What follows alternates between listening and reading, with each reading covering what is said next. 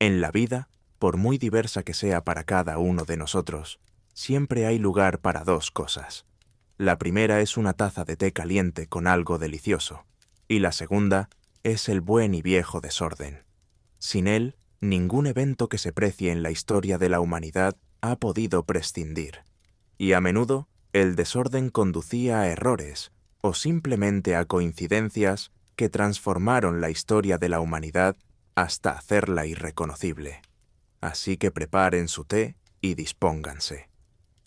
Les presentamos un extenso relato sobre el papel del desorden en la vida de la civilización humana. No hace mucho se planteó la cuestión de cómo podría haber sobrevivido el antiguo Egipto y qué habría resultado de ello. Este tema también es de gran interés, pero aquí nos espera la historia de cómo, posiblemente, una civilización entera desapareció por culpa de un tonto consejo de un oráculo. Para entender de qué se trata, echemos un vistazo al mapa del Egipto moderno. Su joya es, por supuesto, el Canal de Suez, una arteria que conecta el mar Mediterráneo y el Mar Rojo. Solo en el siglo XX se libraron por él al menos 2 conflictos grandes y 4 más pequeños, lo cual no es de extrañar, ya que la posibilidad de acortar el viaje en 8.000 kilómetros y navegar hacia la India sin rodear África tiene un valor incalculable incluso hoy en día. En tiempos pasados, esta arteria, en principio, convertía un viaje de imposible a posible, porque rodear África para llegar a la India hace varios miles de años era físicamente inviable para la gente, pero acortando el camino era totalmente factible. Y de eso se aprovechó Darío I al crear el Canal de los Faraones. Al conquistar Egipto alrededor del año 500 a.C., Darío fue el primero en cumplir el sueño de la humanidad. Europa comenzó a comerciar con la India y China, y el transporte de mercancías hacia y desde el Medio Oriente se volvió mucho más fácil. Durante mucho tiempo, debido al excepcionalismo británico y estadounidense, no se podían menospreciar las hazañas de Colón en la historia oficial. Por eso, en los libros de texto, rara vez y con mucha reticencia, se escribía sobre la existencia de rutas marítimas con la India y civilizaciones antiguas más avanzadas. Pero ahora, ese tabú ha sido levantado, y es ampliamente conocido que, por ejemplo, en la antigua Roma, había tal demanda de seda de la India y China que Plinio el Viejo califica esta obsesión como una de las causas del declive económico del imperio. Cuando la gente hipotecaba sus casas para comprar la anhelada tela y destacar, y el dinero, en consecuencia, se iba a la India, surgen asociaciones con los discursos de Donald Trump. ¿No es así? Pues bien, Roma comerciaba con la India a través de ese mismo canal de los faraones. Un poco antes, Persia también lo hacía, desbloqueando el logro principal que permite a las civilizaciones simplemente buenas convertirse en grandes y dejar una huella en la historia. Este logro se llama influencia internacional, y todo gran imperio la obtenía de una forma u otra. Los griegos comerciaban, escribían poemas y construyeron colonias desde África hasta Crimea. Los romanos llevaban su influencia a sangre y fuego, y China, con su cultura. Pero en la abrumadora mayoría de los casos, el papel decisivo lo desempeñaba el comercio. A los persas se les recuerda como guerreros, pero gracias al comercio extendieron su influencia por medio mundo, y, desde los tiempos de Darío, siguen desempeñando un papel importante en el mundo. Los fenicios difundieron su alfabeto a través del comercio, y Gran Bretaña, España, Portugal y Francia se convirtieron literalmente en superpotencias, comerciando con todo el mundo, proceso en el cual nacieron de repente los Estados Unidos de América. La mayoría de los historiadores se inclina a pensar que el antiguo Egipto se arruinó por su ensimismamiento. Egipto simplemente no tenía ese algo que hubiera llevado al país a un nuevo nivel y preservado su civilización en la historia. Esto le permitió existir durante miles de años, pero cerca del comienzo de nuestra era, sin un poder blando e influencia en la arena mundial, sobrevivir no era posible. Religión, cultura, comercio. Egipto no desarrolló ninguna de estas ramas, lo cual es en parte comprensible cuando se trata de un país rodeado a derecha e izquierda por desiertos, y por arriba y por abajo por el mar. Pero, de nuevo, el canal de los faraones y el canal de Suez eran precisamente lo que podría haber impulsado su potencial comercial, algo que, de hecho, hizo Persia literalmente en territorio egipcio. Entonces, ¿por qué los propios egipcios no lo hicieron? Aquí es donde nos encontramos con un giro en la trama, porque Darío I no construyó el canal de los faraones por sí mismo. Literalmente, tomó los planos y desarrollos ya preparados de Necao II, un faraón egipcio del siglo VII a.C. Los egipcios en el segundo milenio ya construían una especie de canal de Suez y prosperaban. Más tarde existieron análogos más pequeños y no muy largos, pero bajo Necao decidieron repetir la historia. Realizaron el trazado, hicieron los planos y comenzaron a construir lo que Heródoto llamó un canal gigantesco, donde dos trirremes podían navegar una al lado de la otra. Según algunos registros, en la construcción murieron 120.000 personas, y por eso a Darío le fue más fácil terminar el canal. Prácticamente llegó y encontró todo listo. Pero, ¿por qué demonios Necao II no terminó el canal de los faraones? Muy simple. Un oráculo se lo prohibió. El vidente le dijo al faraón que estaba construyendo el canal solo para el beneficio de los bárbaros.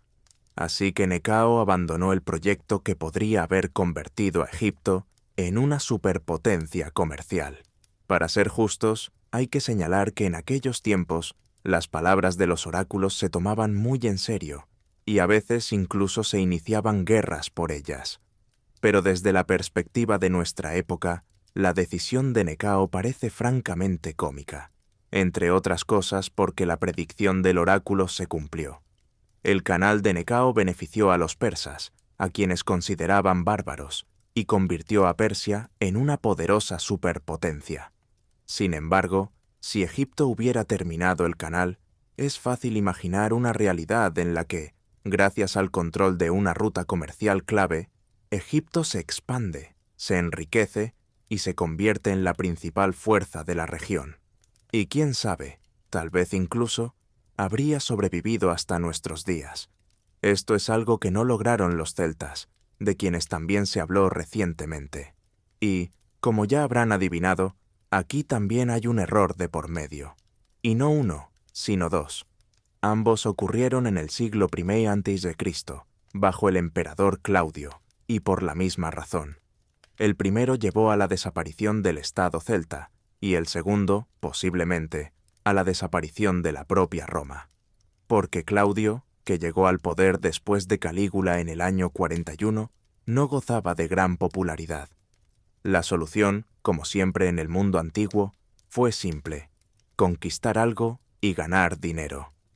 Roma se distingue un poco del resto porque por ganar dinero no solo se referían a saquear, sino también a extraer recursos, crear empleos y cosas por el estilo. A los celtas, sin embargo, eso no les sirvió de mucho, ya que uno de los objetivos de la expansión económica de Roma fue Britania. En el año 40 a.C. desembarcó allí el legendario Vespasiano, que más tarde se convertiría en emperador. Los celtas lucharon valientemente, pero fueron aplastados. Y ya en julio, Claudio en persona aceptaba la rendición de 12 gobernantes locales y se frotaba las manos, esperando la llegada a Roma de esclavos, grano y, sobre todo, plata. Las monedas en Roma eran algo más que simple dinero. En ellas se acuñaba el perfil del emperador, y es comprensible que quien más hacía, más aparecía en los mercados. Por así decirlo, publicidad nativa. Solo que con Britania la cosa francamente no funcionó. Había plata, pero ni de lejos cubría los gastos de sofocar las rebeliones de toda clase de budicas y la construcción del muro de Adriano y otras fortificaciones. El consenso de los historiadores es que, En el mejor de los casos, Britania como provincia tenía un balance cero, y por lo tanto, de haberlo sabido, Claudio probablemente no habría ido allí. Los celtas tuvieron la oportunidad de preservar una gran civilización, y quién sabe, tal vez más tarde los británicos nativos podrían haber resistido a los normandos. Y Roma, por otro lado, obtuvo un activo que, aunque agradable, no ayudaba en absoluto al imperio. De ahí el segundo error, que la revista National Geographic, ni más ni menos, llama el más caro de la historia de Roma. Porque no solo en Britania buscaba plata Claudio. El trabajo se llevaba a cabo en todas las fronteras del imperio.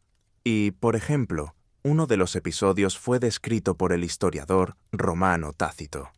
Lo describió como una anécdota, y en sus Anales cuenta sobre un grupo de legionarios hartos de la situación, a quienes un legado obliga a buscar plata en Germania.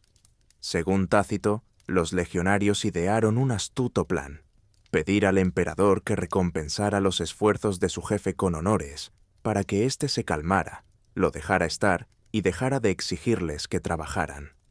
Durante mucho tiempo, la anécdota se consideró solo eso, una anécdota, hasta que en 2016, Jürgen Eigenbrod, un ex paracaidista de 72 años, decidió ir a cazar jabalíes en las colinas que rodean la histórica ciudad balneario de Bad Ems. Su atención fue atraída por dos franjas rectas en un campo abandonado. Jürgen, evidentemente, tenía conocimientos de arqueología y se interesaba por temas similares, porque el hombre sabía que en la naturaleza no existen las líneas rectas.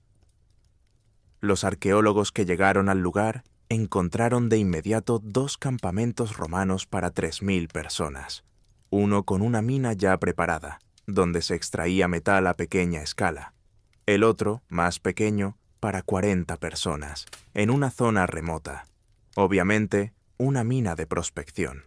Y dentro, una verdadera encarnación del meme sobre aquel tipo que cava y cava, pero se rinde a 1 milímetro de los diamantes, porque el análisis mostró que el túnel perforado por los romanos se detuvo literalmente a 1 metro de 200 toneladas de plata. Para que se hagan una idea, esa es la producción anual de plata de todas las minas de Hispania, de esa época, juntas. Los agotados legionarios finalmente lograron que la mina fuera declarada sin perspectivas, la abandonaron y se fueron a descansar. Y una verdadera montaña de tesoros quedó al alcance de la mano. A esta plata llegarían los alemanes en 1158 y, al ver el rico yacimiento, encontrarían muchos más cerca. Y Roma, por la pereza de unos trabajadores, perdería una región preciosa que podría haber reescrito la historia, porque los problemas económicos comenzaron ya en el siglo I, y quién sabe cómo habrían resultado las cosas. Pero ahora propongo que nos acerquemos a la época moderna. Por ejemplo, ¿qué saben sobre la batalla de Midway? Siendo sinceros y sin usar buscadores, estamos seguros de que la mayoría murmurará algo ininteligible sobre una victoria unilateral de EU, ya que Japón era inferior en recursos, y mencionará la película reciente donde, por supuesto, todo fue exagerado. Pero en realidad, la batalla de Midway es una de las batallas más tragicómicas de la historia. Hubo tantas coincidencias y errores que cambiaron su curso que no alcanzarían los dedos de las manos y de los pies para contarlos. Literalmente, cada uno de ellos podría haber alterado el resultado de la batalla hasta hacerlo irreconocible. Por ejemplo, antes de la batalla, el mejor comandante de la flota del Pacífico de EU, el almirante Halsey, enfermó, y violando todas las instrucciones, dejó en su lugar a Raymond Spruance, un hombre que, según la jerarquía, no debería haber estado al mando del grupo estadounidense en absoluto. Sin embargo, fue él quien llevó a EU a la victoria, cometiendo, entre otras cosas, otro aparente error. Al final de un día victorioso, Spruance dio la orden de dejar de perseguir los restos diezmados de la formación de portaaviones del almirante Nagumo. Y hasta el día de hoy, muchos libros de texto tildan a Spruance de cobarde, y los oficiales superiores en 1942 querían partirle la cara al comandante por haber dejado escapar a las fuerzas japonesas, ya debilitadas y casi derrotadas. Pero más tarde se supo que los poderosos acorazados de otro almirante, Yamamoto, ya se dirigían a interceptar y cubrir la retirada. Y si los estadounidenses hubieran continuado la persecución, habrían caído ellos mismos en una emboscada, y la batalla habría terminado no en una victoria, sino en un empate. Y desde el punto de vista de la ciencia militar, Spruance realmente cometió un error. No tenía datos de inteligencia y tomó la decisión, en verdad, ya fuera por cobardía o confiando en su intuición. Pero fue precisamente esa cautela la que permitió a E.E.U. ganar, y además una cantidad sobrehumana de suerte.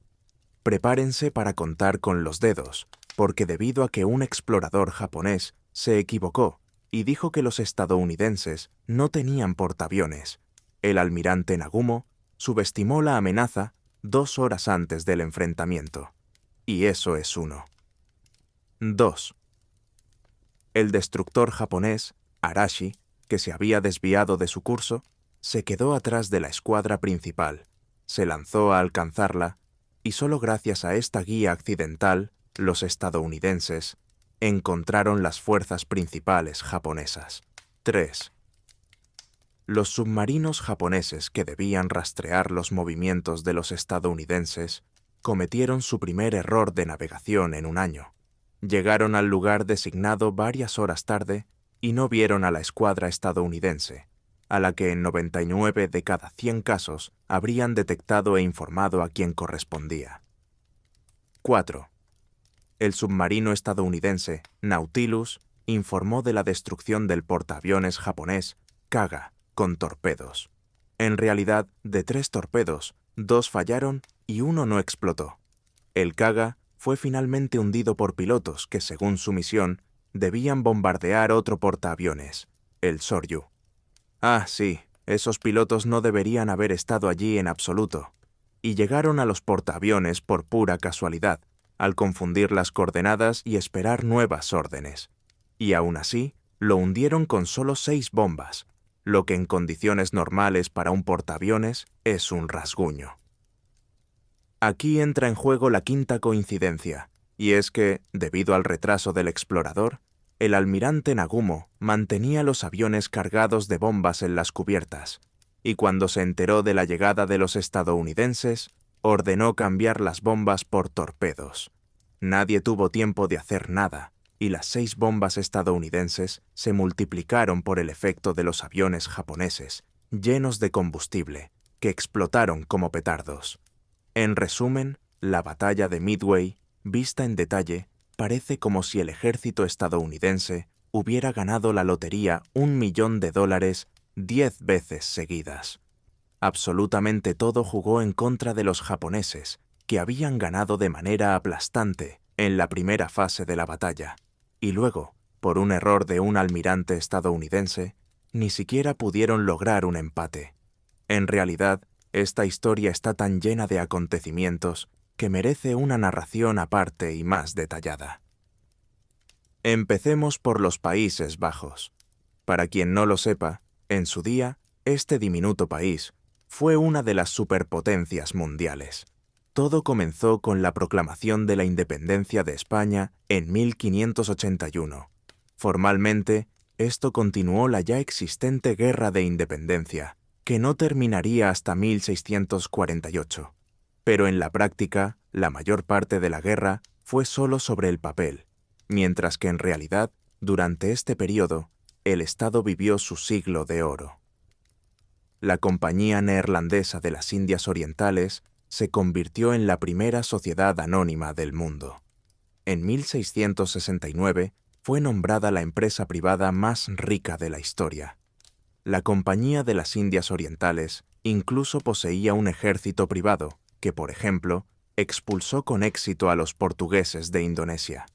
El comercio con Japón, China, Ceilán e Indonesia estaba prácticamente monopolizado por los holandeses. Decir que en Europa se les tenía en cuenta es no decir nada.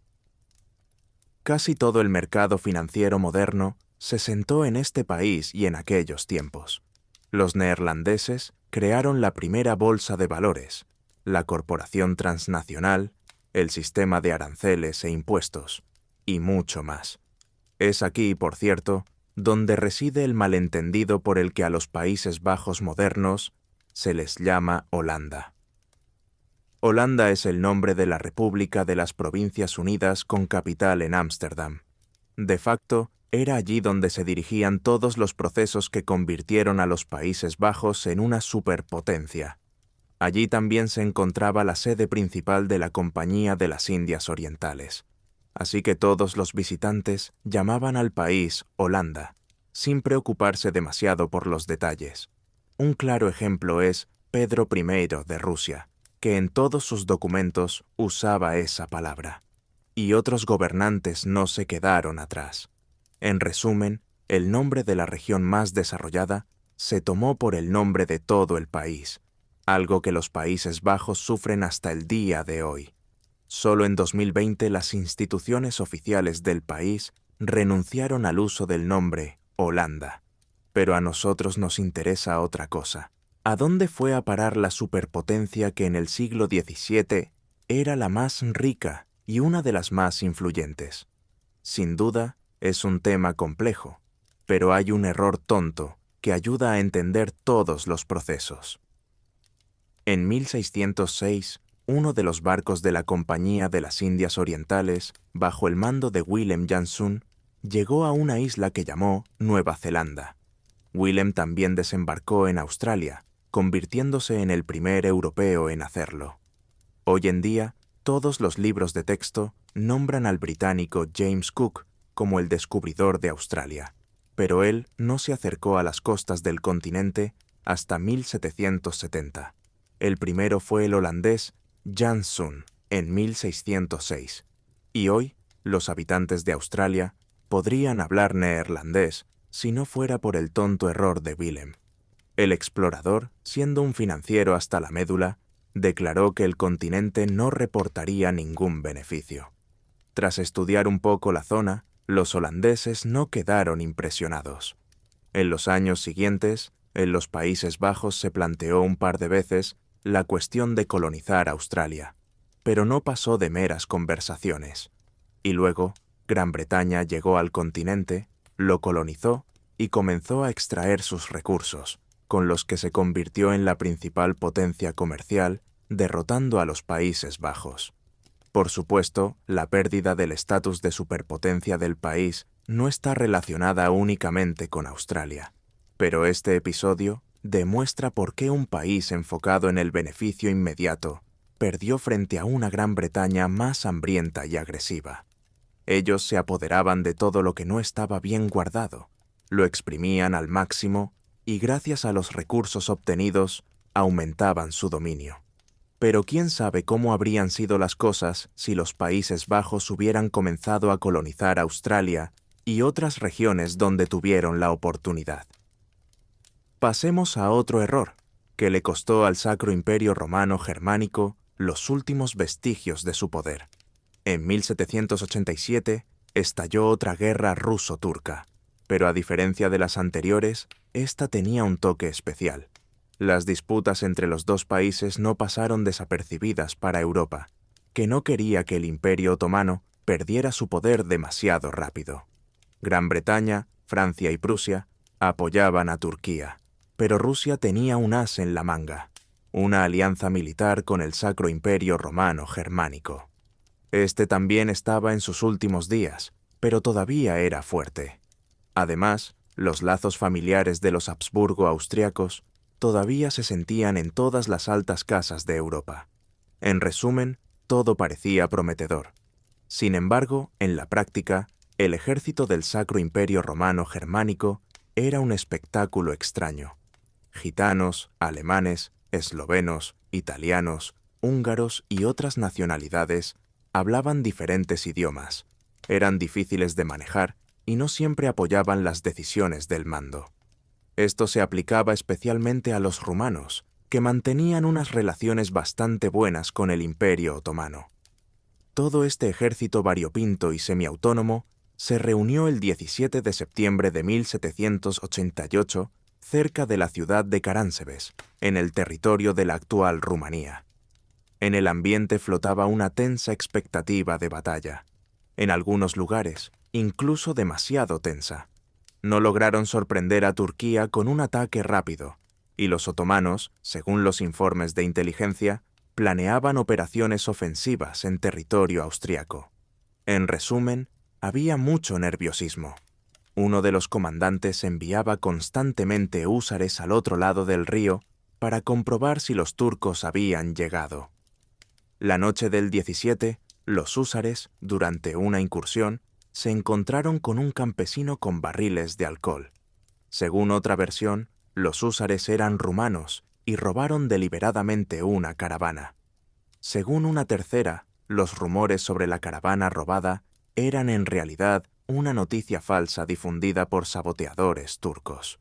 Lo importante es que los acontecimientos posteriores están claramente documentados. Enviaron infantería en busca de los húsares desaparecidos y se desató una disputa entre las dos armas. De nuevo, una versión dice que fue por la borrachera. La segunda se refiere a un conflicto de nacionalidades y la tercera a espías. Pero el error que cometió uno de los participantes en la refriega bien pudo costar la vida a todo el Sacro Imperio Romano Germánico, porque ese soldado desconocido gritó: «¡Turcos!». Quizás intentaba desviar la atención del conflicto. Quizás fue una broma de borracho, pero enloqueció instantáneamente a todos los presentes. Ya todos temían a los turcos, y un ataque sorpresa, además en medio de sus propias disputas, podía costarles la vida a todos. Así que la infantería y los húsares comenzaron a disparar, gritar y correr sin orden ni concierto. A su vez, el ejército principal de 100.000 hombres en la otra orilla se puso en tensión. Aún no había teléfonos, estaba oscuro, y desde el lugar donde habían enviado a los exploradores, llegaban disparos y un gran alboroto. Era de noche, y cuando en el horizonte aparecieron figuras corriendo hacia ellos, los nervios del ejército multinacional no aguantaron. Quizás todo se habría solucionado cuando los que corrían se acercaron al campamento. Las unidades de vanguardia los reconocieron como suyos, pero alguien poco inteligente comenzó a gritar: «¡Alto!», que en alemán es «Halt». En medio del pánico, muchos confundieron los gritos confusos con «Alá». A partir de ese momento, la situación superó el punto de no retorno. La columna del ejército austriaco, al oír los gritos de «turcos» y «Alá», creyó que las unidades de vanguardia ya estaban luchando contra el enemigo. La artillería abrió fuego. La caballería se movilizó y comenzó a arrollar a todos, y algunos, pensando que habían sido sorprendidos, decidieron retirarse. Todo este caos disparaba, gritaba, empujaba y aplastaba. El propio emperador José II estuvo a punto de morir, arrojado al río por uno de los que entraron en pánico. La batalla contra las sombras continuó hasta la mañana. Solo al amanecer, los austriacos vieron que en realidad nadie los perseguía, ni los había perseguido nunca. A menudo se lee en las fuentes que de los 100.000 soldados, 10.000 murieron en esta batalla. Pero en realidad, esa fue la pérdida del Sacro Imperio Romano Germánico durante todo el conflicto. Concretamente en la estampida, murieron unas 1.000 personas, y otras tantas resultaron heridas. Los turcos llegaron al río 2 días después, quedando muy sorprendidos por las huellas de la batalla. El Sacro Imperio Romano Germánico se salvó solo gracias a los éxitos de Rusia. Obligaron a los turcos a firmar una paz más o menos neutral. Pero la batalla que comenzó con el grito de «¡Turcos!» demostró definitivamente que el país no tenía ninguna posibilidad de sobrevivir, algo que Napoleón confirmaría poco después. Irónicamente, a veces los errores permiten no solo perder, sino también ganar batallas. ¿Recuerdan nuestra reciente narración sobre el desembarco de Normandía? Nosotros, como la mayoría, vimos la situación desde la perspectiva de los soldados estadounidenses. Para ellos, todo fue terrible. Un error en el pronóstico del tiempo costó la vida a cientos de soldados. En lugar de un plan claro, se produjo un caos en el que los soldados desembarcaban donde podían, luchaban contra quien podían y cómo podían. La ironía es que si se miran los acontecimientos desde el lado alemán, el error de los estadounidenses no fue un regalo, sino una maldición. Un papel clave en la batalla lo jugaron las divisiones aerotransportadas 101A y 82 Toda de E.U. El 6 de junio de 1944 desembarcaron en la retaguardia en la península de Cotentín. Pero debido a un error en el pronóstico del tiempo, en lugar de un desembarco organizado, los paracaidistas fueron dispersados por todas partes. Esta historia está magníficamente representada en la serie Hermanos de Sangre. En las tropas reinaba el caos. Los soldados fueron esparcidos por un vasto territorio sin comunicación. Algunos cayeron prisioneros de inmediato, otros se perdieron, y en los primeros minutos solo unos pocos entraron en combate. Sin embargo, desde el punto de vista alemán, la situación era aún peor. Durante meses, EE, y Gran Bretaña habían engañado a Alemania con tanques inflables, filtraciones de planes falsos e invasiones ficticias. Y el 6 de junio, los alemanes simplemente no creyeron que las tropas aliadas se hubieran equivocado y en lugar de un ataque organizado, hubieran desembarcado de forma caótica. Por el contrario, les pareció que EE-U desembarcaba por todas partes y que el ataque sería mortífero. Documentos desclasificados muestran que los oficiales alemanes lo consideraron un plan y sobreestimaron el número de paracaidistas. Fue por eso que se pusieron a la defensiva, en lugar de eliminar fácilmente a las unidades dispersas. Mientras tanto, el mariscal Rommel, considerado uno de los mejores comandantes de la historia, se dirigía al frente. ¿Quién sabe cómo habrían sido las cosas si los alemanes hubieran creído que los aliados podían cometer tal error? Quizás Rommel habría tenido tiempo de llegar, organizar la defensa, y la Segunda Guerra Mundial se habría prolongado. ¿Cómo podría Napoleón haber conservado el poder? ¿Podría Bizancio haber continuado existiendo y Alemania haber permanecido dividida?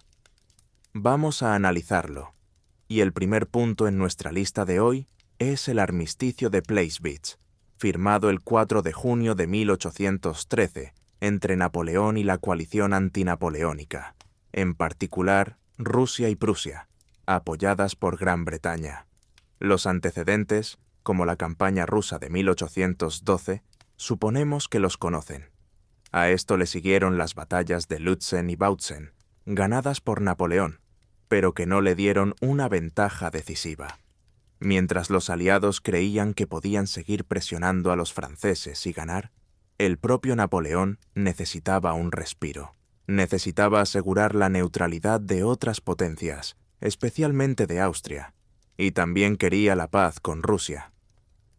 Para su gran suerte, el propio comandante en jefe ruso, Barclay de Tolly, solicitó el armisticio, pues consideraba que las tropas aliadas necesitaban urgentemente reagruparse y organizar el suministro de provisiones. Al final, mientras Napoleón contaba con la neutralidad de la previamente derrotada Austria, así como con la firma de una paz por separado con Alejandro I, con quien había estado en buenos términos no mucho antes, a la coalición se unieron Suecia y, por supuesto, Austria, que deseaba la revancha. Las ambiciones, impulsadas por las victorias de la coalición, eran insaciables, algo que Napoleón no esperaba y para lo que no estaba preparado. Habiendo gastado el precioso armisticio en vanos intentos diplomáticos, los aliados solo fingían que también intentaban negociar, mientras en realidad llevaban a cabo una preparación a gran escala. ¿No están listos? Los estoy mirando a todos ahora. No están listos. Un montón de debiluchos. De su lado estaba Austria, que oficialmente era un mediador neutral, pero en realidad prolongaba artificialmente todo el proceso. ¿A qué condujo todo esto? Lo sabemos muy bien. Quizás, si Napoleón no hubiera contado entonces con un milagro, la historia del siglo XIX habría seguido un guión completamente diferente. Él mismo más tarde llamaría a este error el más grande de su vida. Nuestro siguiente invitado seguro que les es familiar: el asesinato de Francisco Fernando por el conspirador serbio Gavrilo Princip. Este evento sirvió de pretexto para el inicio de la Primera Guerra Mundial. Y aunque no nos atrevemos a afirmar que sin el asesinato no habría habido guerra, todo podría haber seguido un camino completamente diferente. En primer lugar, porque el propio Francisco Fernando estaba a favor de la federalización de Austria-Hungría y una relativa liberalización, por lo que ciertamente no era enemigo de los conspiradores. En segundo lugar, el asesinato en sí estuvo acompañado de toda una serie de casualidades. El atentado fue preparado y planeado. En la ruta del cortejo esperaban hasta 6 conspiradores armados con granadas. Los 2 primeros ataques fallaron, y la tercera granada simplemente rebotó en la capota del coche, voló hacia la multitud e hirió a 20 personas. Por supuesto, después de eso, el cortejo estaba en alerta y se dirigió al ayuntamiento, a donde se dirigían. Iban tan rápido que los 3 conspiradores restantes en la emboscada, entre los que se encontraba Gavrilo, simplemente no tuvieron tiempo de hacer nada. En el ayuntamiento se le sugirió al archiduque que abandonara Sarajevo urgentemente, pero él decidió visitar primero a los heridos en el hospital. Decidieron tomar una ruta diferente para no encontrarse de nuevo con los conspiradores. Sin embargo, la instrucción no fue transmitida al conductor, por lo que el cortejo se topó con Gavrilo Princip. A él no se le había dado ninguna orden de una segunda emboscada. Todo fue por la iniciativa personal del joven talento. Voilà. Al final, por solo unas pocas coincidencias, tenemos una de las guerras más decisivas de Europa y del mundo. Al menos, en la forma en que la conocemos. Si no hubiera habido capota, si el archiduque no hubiera decidido visitar a los heridos, si no hubiera resultado herido el hombre que debía transmitir la instrucción de cambio de ruta al conductor, si Gavrilo Princip no hubiera decidido esperar a Fernando una hora más, probablemente nuestro mundo sería muy diferente. Un caso aún más absurdo ocurrió casi 500 años antes. Durante el breve asedio de Constantinopla por Mehmed II, se descubrió que alguien había olvidado cerrar una puerta. Aunque este hecho no está confirmado de forma irrefutable, está descrito en la crónica del historiador griego Ducas, testigo presencial del asedio. Allí escribe que una pequeña puerta, la Quercoporta, en la unión de las murallas, servía para las salidas bizantinas. Cuando los exploradores regresaron, un griego descuidado olvidó cerrar la puerta tras de sí. Los exploradores turcos se dieron cuenta rápidamente y aprovecharon la oportunidad. Cierto es que tampoco se puede afirmar que los griegos hubieran resistido, sin duda, ya que sus fuerzas eran al menos 10 veces menores que las turcas. Pero, sin embargo, todo habría sido mucho menos rápido. ¿Quién sabe? Quizás habría llegado ayuda de alguna parte, como había ocurrido decenas de veces antes. Ahora, el error más romántico del siglo XX. Corre el año 1944. Los aliados preparan la Operación Neptuno, que implica el desembarco de fuerzas angloamericanas en Normandía, algo que, por supuesto, la inteligencia alemana conoce perfectamente. El mando de la Wehrmacht envía a su mejor general, Erwin Rommel, para enfrentarse al ejército aliado. Sin embargo, el día señalado no se encontraba en su puesto. Rommel, tras consultar el pronóstico del tiempo, decidió que los aliados no eran tontos y esperarían una ocasión más favorable y segura. Y se fue tranquilamente a París a comprarle a su esposa unas botas por su cumpleaños, y luego se fue a Alemania a felicitarla. Los aliados, por su parte, sí decidieron desembarcar. Cuando Erwin Rommel se enteró, corrió de inmediato a su puesto de trabajo, pero ya era demasiado tarde. Si hubiera podido repeler el ataque, o si habría muerto allí, seguirá siendo un misterio para siempre. Otro caso curioso ocurrió en el mismo Canal de la Mancha, 1000 años antes, pero en el otro lado. Se trata del desembarco de Guillermo el Conquistador en las costas de Inglaterra en 1066. Cuenta la leyenda que una patrulla inglesa, al ver los barcos normandos, los confundió con sus propias fuerzas inglesas o con comerciantes neutrales, y los dejó pasar sin problemas. Ahora ya no importa, pero si tal caso ocurrió realmente, quizás la Gran Bretaña de hoy sería completamente diferente. Sin la conquista normanda, es imposible suponer qué rumbo habría tomado la historia del Estado insular. Sin embargo, lo más probable es que sea solo una leyenda. El caso es que el rey Harold II sabía de antemano de la invasión de Guillermo y se preparaba para ella. Por una feliz circunstancia para el propio conquistador, Harold tuvo que ausentarse al norte, ya que allí habían desembarcado los vikingos. Aunque su incursión fue repelida con éxito, las fuerzas de Harold se vieron mermadas, y él mismo no estaba en el sur del país, donde tanto se le necesitaba. Al final, Guillermo conquistó el reino y se convirtió en su rey, y tenemos a Inglaterra y Francia tal como las conocemos. El siguiente momento es el más reciente de la historia. Algunos de ustedes incluso lo vivieron. Se trata, por supuesto, de la caída del muro de Berlín en 1989. De nuevo, tarde o temprano habría caído, pero los acontecimientos que describiremos ahora contribuyeron en gran medida a acelerar el proceso, y todo se debió a dos errores muy tontos. En primer lugar, ante la creciente tensión en torno al muro, el gobierno de la RDA decidió hacer concesiones, lo que se anunció en una conferencia de prensa. Se preveían flexibilizaciones menores, como la introducción de visados, pero con el derecho a denegarlos a cualquiera sin dar explicaciones. Pero los medios, como de costumbre, lo tergiversaron todo, y a la gente ya le daba igual. El pueblo decidió que ahora el paso a la parte occidental de la ciudad era libre, y miles de berlineses se dirigieron ese mismo día al muro con la intención de cruzar la frontera. El oficial de la Stasi, Harald Jäger, que custodiaba el paso en ese momento, llamó a sus superiores decenas de veces pidiendo refuerzos.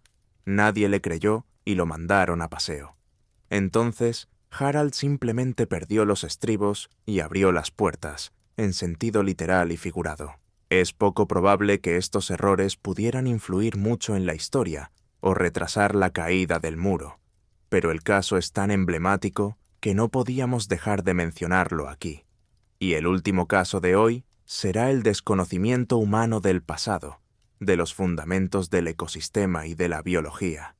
Todos conocen la guerra de China contra los gorriones durante el Gran Salto Adelante, ¿verdad?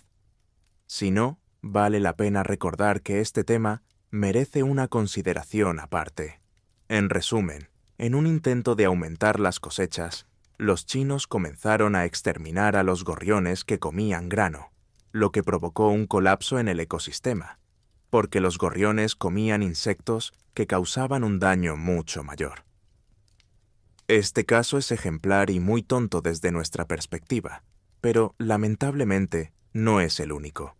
No se sabe cuántos casos similares ha habido en la historia, pero hoy contaremos uno en concreto. En 1665 estalló la peste en Londres, que posteriormente se cobró la vida de 100.000 personas de una población de 500.000. Para entonces, en Europa ya se conocía la práctica de las cuarentenas. Las calles en general estaban más limpias que 300 años antes, pero aún lejos de la perfección. Además, la gente ya sabía que la peste no era obra del diablo ni un castigo divino, sino una simple plaga biológica que se propagaba por seres vivos. Sin embargo, se equivocaron con la fuente. La gente pensaba que los transmisores eran los animales, y no las pulgas, por lo que comenzaron a matarlos en masa. Llegar a los verdaderos portadores, los ratones y las ratas, era a menudo muy difícil, y los gatos y perros fueron los más perjudicados. Y eran precisamente estos animales los que controlaban la población de roedores portadores de la peste. Por supuesto, este no fue el único factor en la propagación y duración de la epidemia, pero sin duda contribuyó en gran medida a ello. Afortunadamente, los gobiernos modernos ya son conscientes de la importancia de la cadena alimentaria y tratan de no cometer errores similares. Admitámoslo, todos hemos tenido encuentros con el jefe en el momento más inoportuno y otros episodios de malas y no tan malas coincidencias. La historia está llena de curiosidades similares. Un ejemplo clásico de tal historia es Robert Todd Lincoln, el 35º secretario de Guerra de los Estados Unidos y el hijo mayor del 16º presidente, Abraham Lincoln. El presidente no tuvo un buen final. El libertador de los esclavos y héroe nacional de América fue asesinado a tiros el 14 de abril de 1865 y murió sin recuperar el conocimiento. Su hijo, Robert Todd Lincoln, estaba sentado en el palco de al lado y se enteró de que el asesino de Abraham Lincoln era John Booth, cuyo hermano mayor, Edwin, había salvado a Robert Lincoln un año antes del atentado, cuando cayó a las vías del tren y estuvo a punto de ser arrollado. Es difícil imaginar la cara de Robert en ese momento, pero la cosa se pone aún más interesante, porque en 1881, Robert Lincoln sería testigo del asesinato de otro presidente de los Estados Unidos, James Garfield. Fue asesinado a tiros en una estación de tren por Charles Guiteau, y fue precisamente Garfield quien, 2 meses antes, había convencido a Lincoln de aceptar el cargo de secretario de guerra en su gobierno. Robert cumplió exactamente un mandato y decidió retirarse de la alta política. Le ofrecieron el cargo de secretario de Estado e incluso la candidatura a la presidencia, pero Lincoln se negó. En una carta, explicó su decisión diciendo que cuando estaba cerca de los presidentes, siempre sucedía algo malo. ¿Pero saben qué? En 1901, Robert Lincoln decidió visitar la Exposición Panamericana en Buffalo, y mientras pasaba junto a la sala de conciertos, dentro, el anarquista Leon Czolgosz asesinó al 25º presidente de los Estados Unidos, William McKinley. En sus memorias, Lincoln describía constantemente el estrés y la opresión de que los presidentes siempre murieran a su alrededor. Pero ni una sola investigación de aficionados, por muy exhaustiva que fuera, encontró ni un solo hecho que vinculara a Robert Lincoln con los atentados. Fueron realmente coincidencias, y la historia no se detiene en el desdichado Robert, porque en los Estados Unidos hubo un 35º presidente, John F. Kennedy. Fue elegido presidente en 1960 y Abraham Lincoln en 1860. Antes de la presidencia, Kennedy fue elegido para la Cámara de Representantes en 1946 y Lincoln para el mismo cargo, pero en 1846. El rival de Kennedy en las elecciones, Richard Nixon, nació en 1913 y Stephen Douglas, el rival de Lincoln, en 1813. En 1961, casi inmediatamente después de que Kennedy asumiera el poder, las primeras tropas regulares de los Estados Unidos fueron enviadas a Vietnam. Exactamente 100 años antes, en 1861, las tropas regulares de los Estados Unidos entraron en la Guerra Civil. Tras el asesinato de ambos presidentes, sus sucesores fueron vicepresidentes de apellido Johnson, ambos sureños, demócratas y exsenadores. Lyndon nació en 1908 y Andrew en 1808. Hay coincidencias similares relacionadas con sus esposas, hijos e incluso nueras, que se llamaban Mary Eunice y Eunice Mary, respectivamente. Y en la sociedad estadounidense, esta historia todavía forma parte del fondo dorado de las coincidencias históricas más extrañas, como si la Matrix hubiera fallado y hubiera ejecutado el mismo programa 100 años después. Pero, por ahora, bajemos el nivel de epicidad y hablemos de una coincidencia que sí se puede explicar. Está relacionada con los dragones, que aparecen en la épica de absolutamente todas las civilizaciones del planeta. Y si ahora todo se puede atribuir a Internet, los antiguos egipcios difícilmente tenían contactos tan estrechos con los aún más antiguos chinos como para crear una mitología idéntica, y mucho menos los aztecas, que vivían aislados. Sin embargo, Las serpientes voladoras que escupen fuego existen en todas partes. Los aztecas tienen a Quetzalcóatl, los antiguos egipcios a Apophis, los hebreos al Leviatán y los antiguos griegos toda una variedad, desde Pitón y Ladón hasta la más famosa Hidra de Lerna. De China ni hablemos. Allí, los dragones son la base de toda la mitología. Pero, ¿cómo demonios la misma criatura penetró en las creencias y pueblos más diversos? Y vale, los vikingos y los ingleses podrían haber tomado conceptos de la antigüedad para sus baladas de caballerías, pero los antiguos, separados por continentes y océanos, ¿cómo llegaron a la misma idea? Robert Blust, en su obra El origen de los dragones, responde perfectamente a esta pregunta. En resumen, la clave está en que los planetas también fueron nombrados en honor a sus dioses por los pueblos más diversos, y la luna era considerada una diosa en los continentes más diferentes. Y los unicornios también existían en muchas culturas. Se trata simplemente de la observación banal y la costumbre humana de fantasear. Lagartos y serpientes hay literalmente en todas partes. Así, al observarlos, imaginaban sus versiones ampliadas. La respuesta más correcta suele ser la más simple y lógica. Esto se confirma por el hecho de que si el concepto de los dragones hubiera sido traído a la Tierra por extraterrestres, su papel en las mitologías sería el mismo. Sin embargo, no es así, ya que en China el dragón es un animal sagrado, mientras que para los romanos y griegos suele ser un monstruo villano que hay que derrotar. Lo único que tienen en común es una imagen aproximada, que se explica perfectamente por las serpientes y los lagartos. Así que sigamos adelante, y volvamos a sumergirnos en la buena ironía. En el siglo XVIII, en los Estados Unidos, había un tipo llamado Timothy Dexter, un verdadero hombre anécdota, cuya vida entera estuvo acompañada de felices coincidencias. En 1775, antes del inicio de la Guerra de Independencia, los Estados Unidos emitieron por primera vez el dólar de papel. Pero imprimieron demasiados, y de hecho, el billete no valía nada. Se intercambiaban en broma por fajos enteros a cambio de monedas. Y Timothy, quien, según sus contemporáneos, no se distinguía por su gran inteligencia, decidió ir a contracorriente. Al contrario, comenzó a comprar dólares de papel y a almacenarlos. Incluso invirtió en ello los ahorros de la familia de su esposa, convirtiéndose en el hazmerreír de los hombres de negocios.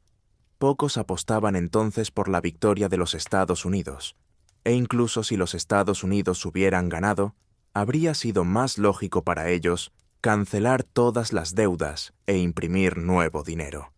Pero en América no lo hicieron. Allí, por coincidencia, se mantuvo la confianza en esa misma moneda de papel, y su valor al final del conflicto se multiplicó, y Timothy aumentó su fortuna invertida en papel 15 veces. El hombre inmediatamente se construyó un castillo y compró un par de barcos mercantes, pero eso es solo el comienzo de la historia. Aprovechando la poca inteligencia del pobre hombre, sus colegas de negocios competían para ver quién le proponía la idea más idiota. Uno de ellos le sugirió a Timothy que llevara calentadores de cama a la India. En los Estados Unidos e Inglaterra se ponían brasas en sartenes hondas con mangos largos, se colocaban en la cama y así se calentaba. Pero en la India el clima es diferente, algo que Timothy no sabía. Tras comprar 42.000 calentadores, se embarcó y zarpó. ¿Y qué creen? Los calentadores, efectivamente, no tuvieron éxito entre los indios, pero los dueños de las plantaciones de azúcar apreciaron su forma y compraron todo el lote con un beneficio del 79%. Sus amigos se enfadaron, pero no se detuvieron. Le propusieron a Dexter que llevara un cargamento de carbón a Newcastle, una ciudad famosa desde la antigüedad por sus reservas de carbón. Timothy se embarcó. ¿Y adivinan qué pasó? Justo cuando llegó, comenzó una huelga en Newcastle, y Dexter vendió el carbón a los interesados con un enorme beneficio. Luego, Timothy llevó Biblias a la India y China, donde no habían oído hablar del cristianismo, y volvió a enriquecerse, ya que los misioneros compraron toda la tirada. Y la cima de la carrera de Dexter fue otro intento sin sentido de vender gatos callejeros a las islas del Caribe. Los habitantes quedaron encantados, ya que los gatos los libraron instantáneamente de las ratas que devoraban sus cosechas. Al final, el hombre al que llamaban tonto y del que se burlaban se convirtió en una de las personas más ricas de la región. Y la vida de Timothy Dexter es tan digna de una película como la de Forrest Gump. Hubo un tiempo en que circularon rumores sobre una adaptación cinematográfica de La maldición de Tamerlán, ya que a primera vista también es una coincidencia interesante. En 1941, unos arqueólogos abrieron la tumba de Tamerlán y encontraron una advertencia de que quien profanara su descanso sería alcanzado por una maldición, y nacería un conquistador aún más terrible que Tamerlán. Un par de días después de la apertura, Hitler atacó a la URSS, y luego, en 1942, los restos de Tamerlán fueron devueltos a la tumba y sellados. Y un par de días después, la URSS obtuvo la victoria en la batalla de Stalingrado, y el resultado de la guerra quedó decidido. Pero aquí nos atrevemos a discrepar. El caso es que, en primer lugar, la leyenda dice que un simple arqueólogo consiguió una audiencia con Zhúkov y casi con Stalin en persona. Y en segundo lugar, en la propia tumba no había ninguna advertencia. La tomaron del libro Junk-Nama. Es un libro en farsi sobre duelos, leyendas y mitos del mundo árabe. Y allí, la advertencia sobre abrir tumbas se aplica a cualquier tumba en general, ya que en el Islam es un pecado terrible. En resumen, aquí no hay nada interesante. Mejor pasemos a la historia que pronto será llevada al cine por el creador de Titanic, James Cameron. El director ha declarado que hará una película sobre los bombardeos de Hiroshima y Nagasaki, en la que la historia real de Tsutomu Yamaguchi ocupará un lugar importante en la trama, porque la cadena de coincidencias que le sucedieron no se ha repetido con nadie más, porque Tsutomu nació y trabajó en Nagasaki. El 6 de agosto de 1945 fue enviado en un viaje de trabajo a un astillero en Hiroshima, donde Tsutomu fue víctima del primer bombardeo nuclear de la historia. El hombre se encontraba a 3 kilómetros del epicentro, sufrió quemaduras graves, pasó la noche en un refugio antiaéreo y a la mañana del 7 de agosto fue evacuado. ¿Pero a dónde? Por supuesto, a su casa en Nagasaki. Allí, con graves quemaduras, fue al hospital, le vendaron, fue interrogado 3 veces y regresó a casa. Según Yamaguchi, deseaba mucho ver a su familia y no le importaban las quemaduras. En casa lo recibieron con cariño, pero la gravedad de sus heridas lo mantuvo en cama durante 2 días. Solo el 9 de agosto, Tsutomu decidió ir a trabajar, presentarse y contar los horrores de Hiroshima.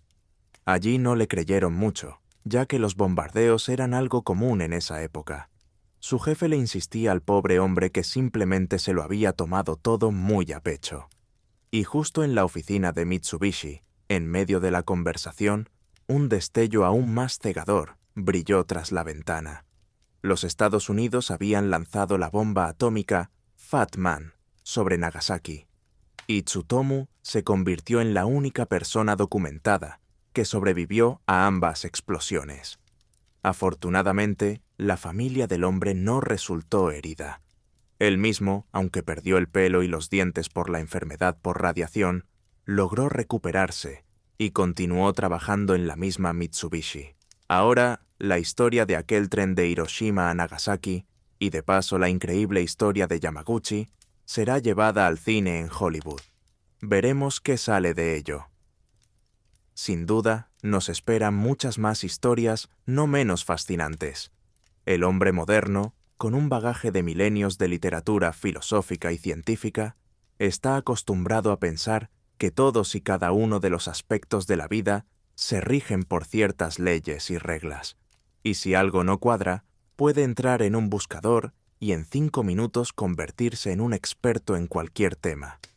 En algunos casos, esto realmente funciona, pero en el ámbito de la historia, crea una falsa sensación de omnipotencia. Aquí te contarán rápidamente las causas de la caída de Roma y te explicarán detalladamente la desaparición de los mayas.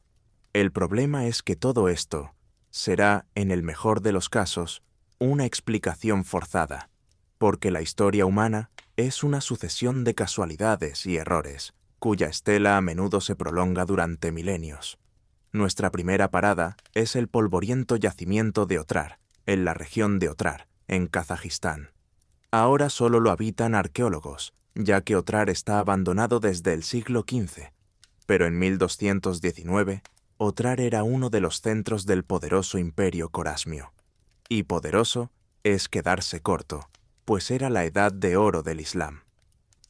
La capital de Corasmia, Samarcanda, era una de las ciudades más grandes del planeta, admirada ya por Alejandro Magno. Un vasallo de Corasmia, Bagdad, era una metrópolis con 1,5 millones de habitantes.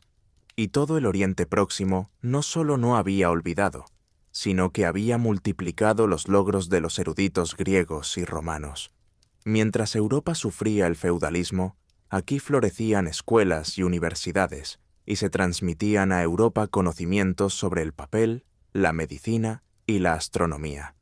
Se podría hablar largo y tendido sobre la edad de oro del Islam. Pero aquí, como ya habrán adivinado, hablaremos de cómo su fin comenzó con un error garrafal. Ocurrió en 1219, en esa misma ciudad de Otrar. Un año antes, Gengis Khan había enviado al gobernante de Corasmia, Ala ad-Din, una propuesta de cooperación.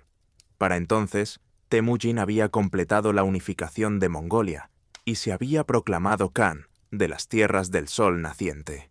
Y Ala ad-Din, en consecuencia, era el Khan de las tierras del sol poniente. Deberíamos cooperar por el bien común y contra todo lo malo. Se suele decir que Gengis Khan en realidad no quería cooperar y siempre planeó la guerra.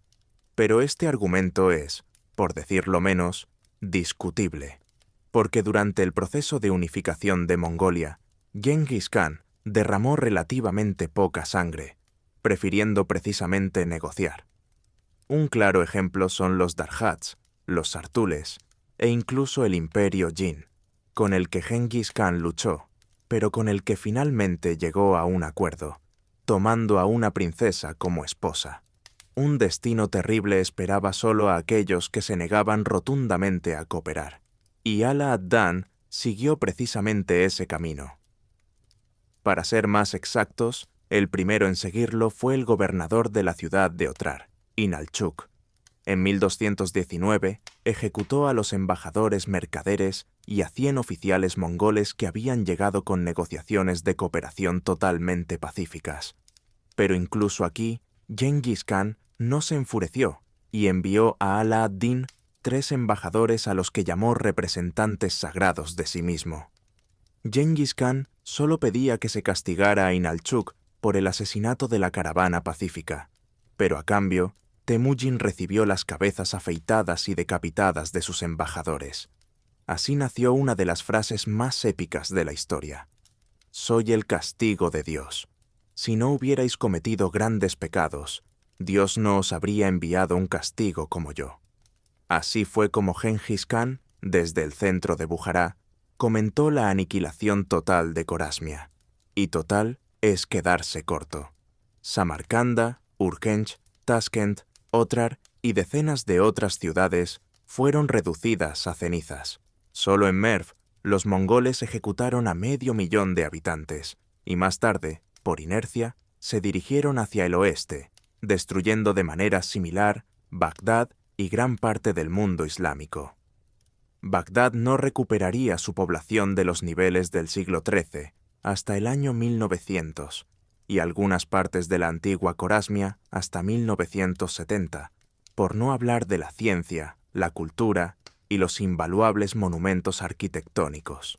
De hecho, no estamos hablando solo del fin de la edad de oro del Islam, sino de la aniquilación total de todos sus logros, porque algunas de las grandes ciudades de la antigüedad siguen en ruinas hoy en día. Los mongoles, por supuesto, reconstruyeron muchas cosas e incluso con éxito en algunos lugares, pero el nivel que existía en Asia Occidental antes de ellos nunca se recuperaría. Y todo por un error irreflexivo de Inalchuk y Ala ad-Din.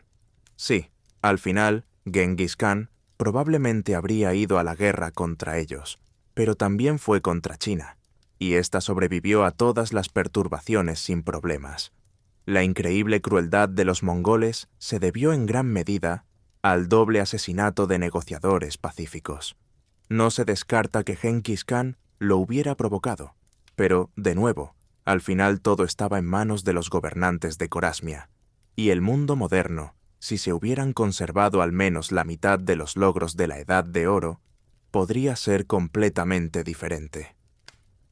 El segundo error del que nos gustaría hablar está directamente relacionado con estos acontecimientos. Inalchuk ejecutó a los embajadores. Genghis Khan ejecutó a Corasmia. Mongolia se desintegró, y sobre sus cenizas, poco a poco se formó el Imperio Otomano. Ya hemos mencionado recientemente su Edad de Oro, y aquí hablaremos de que, por razones obvias, Europa comenzó a luchar contra los otomanos.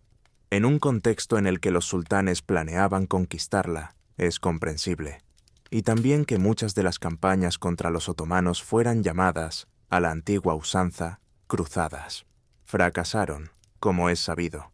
Pero también hubo un matiz que podría haber cambiado el curso de la historia. Sucedió durante la legendaria batalla de Varna, que fue la culminación de la 13ª y última cruzada. Corre el año 1444. Y a pesar del poder del Imperio Otomano, a los cristianos no les iba tan mal. El ejército cruzado, formado por estados principalmente de Europa del Este, atravesó los dominios otomanos en los Balcanes como un cuchillo en mantequilla. La batalla de Niš fue una derrota aplastante para los turcos. Belgrado fue tomada casi sin lucha, y la batalla de Kunovica terminó en una derrota francamente humillante para el Imperio Otomano. El Tratado de Paz de Szeged de 1444 restauró la independencia de Serbia y eliminó el dominio otomano en casi toda la península balcánica. Es más, los cruzados incluso obligaron al sultán Murad II a abdicar del trono. Y aquí ocurrieron dos errores a la vez. El primero, la decisión del rey de Polonia y Hungría, Vladislao III, de romper su juramento sobre la Biblia y reanudar las hostilidades. Tenía sus razones, como el Imperio Otomano enredado en batallas en el este, y Venecia y Constantinopla prometiendo todo tipo de apoyo. Un papel importante también lo jugaron los astrólogos, que predijeron a Vladislao un éxito sin precedentes. En resumen, los cruzados decidieron romper su propio tratado de paz y continuar la guerra. Y así se llegó a la batalla de Varna el 10 de noviembre de 1444.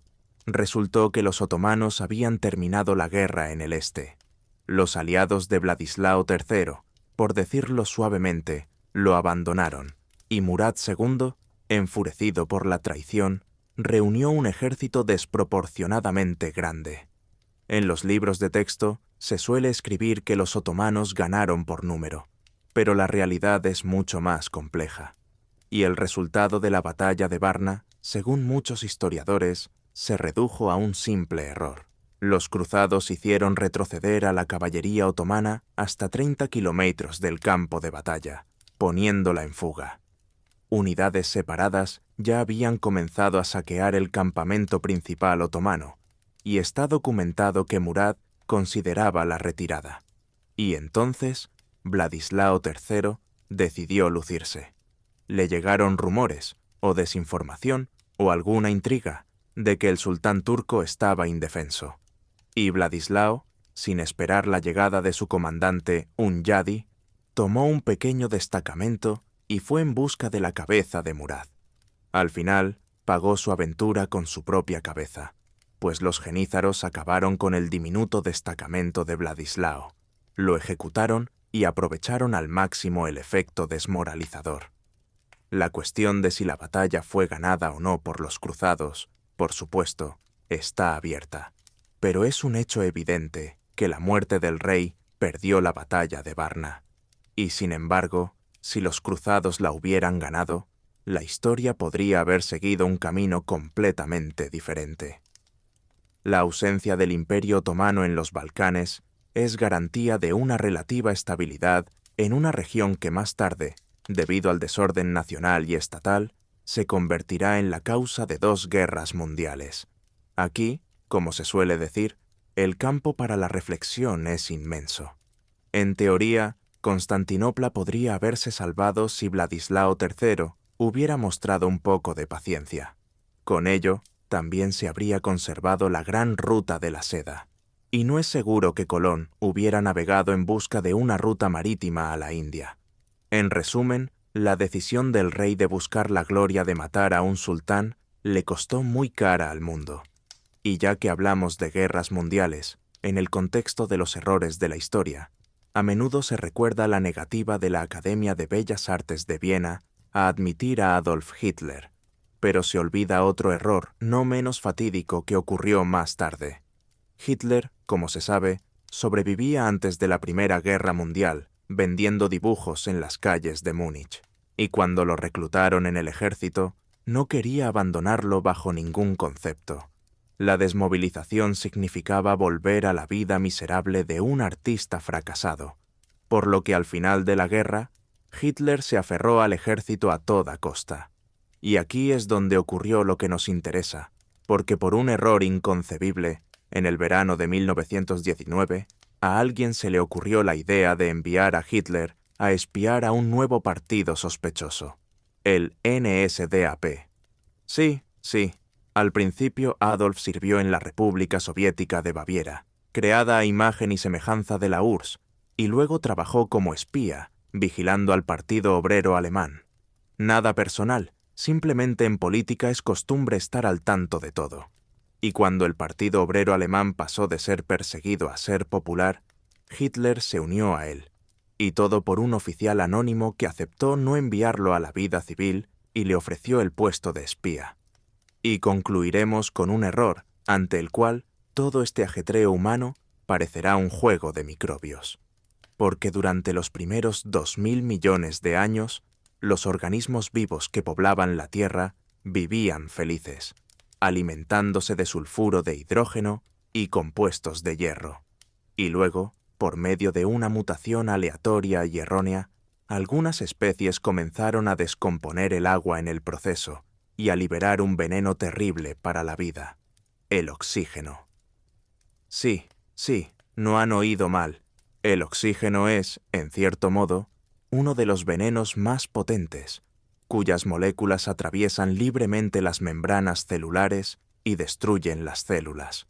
El oxígeno es el oxidante más fuerte, capaz de matar cualquier cosa en su forma pura, desde un ser humano hasta un coronavirus.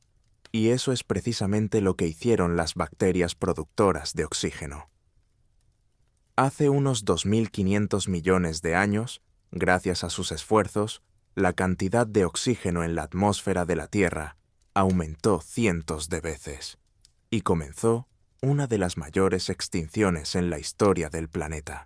Y lo que es aún más divertido, el contenido de metano disminuyó, y el oxígeno en la atmósfera redujo el efecto invernadero. La Tierra comenzó a recibir menos calor del Sol, y durante 300 millones de años se convirtió en una bola de nieve. Este evento se conoce como la glaciación huroniana, y no es difícil adivinar que para la vida existente en el planeta fue una sentencia de muerte. Y luego, los descendientes de esas mismas bacterias que producían accidentalmente el veneno del oxígeno aprendieron a vivir con él, desarrollaron los órganos necesarios y convirtieron el oxígeno en un elemento indispensable para toda la vida, lo que abrió las puertas a la aparición de formas de vida más complejas, como nosotros, para lo cual no había habido ninguna premisa durante miles de millones de años. Así que todos nosotros y toda la historia humana somos la consecuencia de un error evolutivo que lo puso todo patas arriba. Hay otros errores de los que podríamos hablar en futuras entregas, pero por ahora eso es todo en esta. Hasta la próxima, amigos.